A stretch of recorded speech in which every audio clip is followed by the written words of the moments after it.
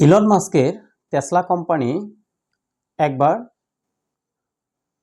পতন হয়েছিল প্রায় 2008 সালের ঘটনা। টেসলা গাড়ি কোম্পানিটি তার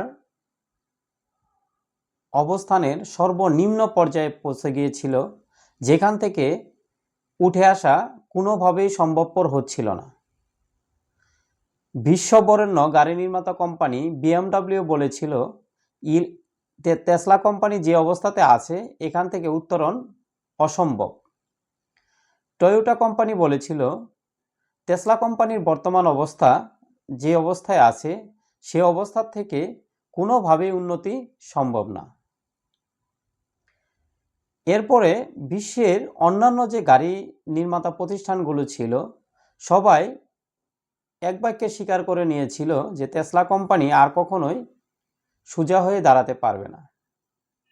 কিন্তু টেসলা কোম্পানির সিইও ইলন মাস্ক এই অসম্ভবকে সম্ভব করে দিয়েছিলেন। কিভাবে সম্ভব করেছিলেন সেই গল্পই আজকে আপনাদের সামনে নিয়ে আসলাম। ভিডিওর শেষ পর্যন্ত দেখবেন। আশা করতেছি উদ্যোক্তাদের জন্য এটি অনেক বড় একটি উদাহরণ হয়ে থাকবে। কারণ একজন সিইও বা একজন কোম্পানির মালিক যদি চেষ্টা করে তাহলে সবই সম্ভব। তার একটি উৎকৃষ্ট উদাহরণ ইলন মাস্কের এই টেসলা কোম্পানি। টেসলা কোম্পানি 2008 সালে এমন একটা অবস্থানে চলে গিয়েছিল, টেসলা কোম্পানি প্রায় শেষ পর্যায়ে দেউলিয়া হবার অবস্থা, কোনোভাবেই এখান থেকে উত্তরণ করতে পারছিলেন না। তখন ইলন মাস্ক তার বাসার থেকে একটি বালিশ নিয়ে টেসলা কোম্পানির ফ্যাক্টরিতে প্রবেশ করেছিলেন। তিনি বলেছিলেন যতদিন এই কোম্পানির উন্নতি না হয় ততদিন তিনি এই ফ্যাক্টরির বাইরে যাবেন না। যেই কথা সেই কাজ। ইলন মাস্ক দিন রাত 24 ঘন্টা ফ্যাক্টরিতে থাকা শুরু করলেন এবং কাজ করা শুরু করলেন।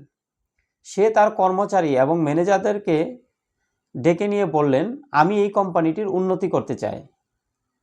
তোমরা যদি আমার সাথে কঠোর পরিশ্রম করতে পারো, কোম্পানিকে অনেক বেশি ভালোবাসতে পারো, অনেক বেশি এফোর্ট দিতে পারো, তাহলে যারা যারা এটা করতে পারবে তারা থাকবে, আর যারা আমার সাথে দ্বিমত প্রকাশ করবে তাদের এই কোম্পানিতে থাকার কোনো অধিকার নেই। যারা তার এই মতের বিরুদ্ধে যুক্তি প্রদর্শন করেছিলেন কিংবা এটার বিরুদ্ধে যাওয়ার চেষ্টা করেছিলেন সবাইকে তিনি তার ফ্যাক্টরি থেকে বের করে দিলেন। তো একটা উদাহরণ আছে এর মাঝে, যে একদিন এক কর্মচারী রাত্রে 3টা বাজে হঠাৎ করে বাইরের দিকে উকি দিচ্ছিলেন ফ্যাক্টরির দিকে। তিনি ফ্যাক্টরির ভিতরেই ছিলেন। তখন দেখলেন যে তখনও ইলন মাস্ক কাজ করতেছেন। তার যে পরনের কাপড়গুলো ছিল তৈলাক্ত, তার মানে সে গাড়ির কাজ করতেছিলেন। একবার এমনও একটা ঘটনা ঘটেছিল যখন একটি গাড়ি কোনোভাবেই ঠিক হচ্ছিল না। কোম্পানির যারা টেকনিশিয়ান ছিল তারা বলেছিল এটা কখনো আর ঠিক হবে না। ইলন মাস্ক নিজে নিজেই সেই গাড়িটা দিনরাত পরিশ্রম করে একা একাই সেই গাড়িটাকে সম্পূর্ণ সারিয়ে তোলেন এবং চলার উপযোগী করে তোলেন। এভাবে পরিশ্রম করতে করতে একটা সময় কিছু দুর্বল কর্মী এবং যারা এই ধরনের কাজকে বেশি প্রেশার মনে করতেন সেই ধরনের কর্মী কর্মচারীগুলো ফ্যাক্টরি থেকে চলে যায় এবং ইলন মাস্কের সাথে কিছু লোক রয়ে যায় যারা তার সবসময় সঙ্গ দিতেন এবং তার যে চিন্তা ভাবনাগুলো আছে সেগুলো বাস্তবায়নের জন্য কাজ করতেন। এমন কিছু কর্মচারী এবং কর্মকর্তা তার সাথে রয়ে গেলেন। তো বেশি দিন না যেতেই সেই টেসলা কোম্পানিটি দাঁড়িয়ে গেল। সেই সাথে যারা এই টেসলা কোম্পানি নিয়ে নেগেটিভ ধারণা পোষণ করত তাদের ধারণা পাল্টে গেল।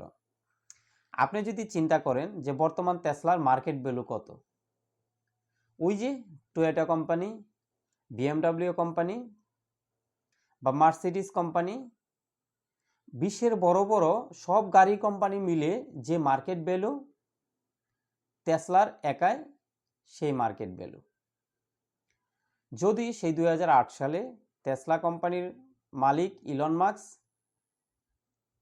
সেরকম একটি কঠিন উদ্যোগ না নিতেন, সে বালিশ নিয়ে যদি ফ্যাক্টরিতে না চলে যেতেন দিনরাত পরিশ্রম করার মানসিকতা নিয়ে, তাহলে তার সেই প্রতিষ্ঠানটি আজকে হয়তো বিশ্ববাসী দেখতে পেতেন না।